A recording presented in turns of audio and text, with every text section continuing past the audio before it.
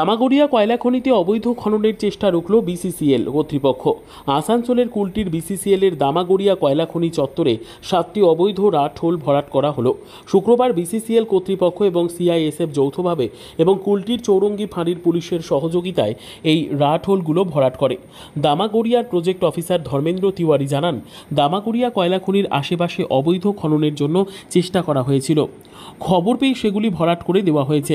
তিনি এও জানিয়েছেন, অবৈধ খনন রুখতে একটি কমিটি গঠন করা হয়েছে। গত বছরের নভেম্বর থেকে এখনও পর্যন্ত প্রায় 32টি অবৈধ খনন ভরাট করা হয়েছে। পাশাপাশি অভিযান চালিয়ে প্রচুর অবৈধ কয়লাও বাজেয়াপ্ত করা হয়েছে। আগামীতে এই অভিযান প্রতিনিয়ত চালানো হবে। হ্যাঁ, আমরা আগেও বলেছিলাম নাকি আমাদের একটা টিম করা আছে, যে টিমরা বিভিন্ন সময় ঘুরে বিভিন্ন জায়গায় সার্চ করে এইরকম ইলিগাল অ্যাক্টিভিটি কোথায় কোথায় হচ্ছে ইলিগাল মাইনিং।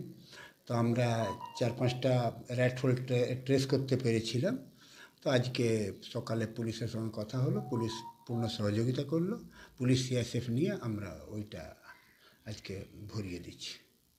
এই যে বারবার অভিযান চালাচ্ছেন, তাতে কয়লা মানে যে অবৈধ কয়লা কারবারে কি বা চোরাচালানে কি রাশ টানা যাবে? আশা করি আমরা আমাদের তরফ থেকে সর্বত চেষ্টা করছি যে এটা তো শুধু এমন নয় কি কিছু কয়লা চুরি বা কিছু সেটা ব্যাপার নয়। সবচেয়ে বড় যেভাবে করছে যারা সত্যিকারে যারা ওই ইললিগাল মাইন্সে কাজ করছে, লেবাররা, তাদের লাইফ রিস্ক, এবং একটাও মানুষ মরে গেলে মানুষ তো আর ফেরত আনা যাবে না। তো সেই জন্য আমরা সর্বতভাবে চেষ্টা করছি যাতে এটাকে পুরোপুরি বন্ধ করা যায়। পুলিশের সাথেও কথা হয়েছে, সিআইএসএফও আমাদের অ্যাক্টিভ আছে, আমাদের টিম, আমাদের অফিসার্স, স্টাফ এরাও অ্যাক্টিভ আছে কি আমরা কোনোরকম এই ইললিগাল অ্যাক্টিভিটিটাকে বন্ধ করতে পারি। আজকে কোথায় হলো এবং কতগুলি হলো? আজকে আমাদের ওই কবরিস্তানের কাছে, কবরিস্তান সাইডে মাইন্সের ঠিক টপে 4-5টা র্যাট হোলসে ইনফরমেশান এসেছিলো আমাদেরকে।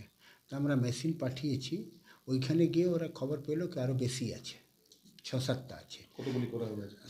সবগুলো ওইখানে মোটামুটি 6-7টা, ওইখানে যতগুলি আছে সব ভরিয়ে দেওয়া হবে। আগামী দিনে এই অভিযান তাহলে এই অভিযান কন্টিনিউয়াস, এটা কন্টিনিউয়াস প্রসেস। যতদিন না আমরা পুরোপুরি বন্ধ করতে পারছি, এইটা কন্টিনিউয়াস প্রসেস। এইভাবে তাদেরকে হতাশ করতে হবে, কেন আমরা তো আর এইখানে কী হচ্ছে সোশিও ইকোনমিক কন্ডিশন, যে আমরা তো এইটা বলতে পারি না কি এক বিন্দু কয়লা কেউ নিয়ে যেতে পারবে না, কিন্তু আমাদের চেষ্টা হবে যাতে কোথাও কোনো ইললিগাল অ্যাক্টিভিটি আমরা না করতে দিই, এবং এইটাতে প্রশাসনের সহযোগিতা পাচ্ছি।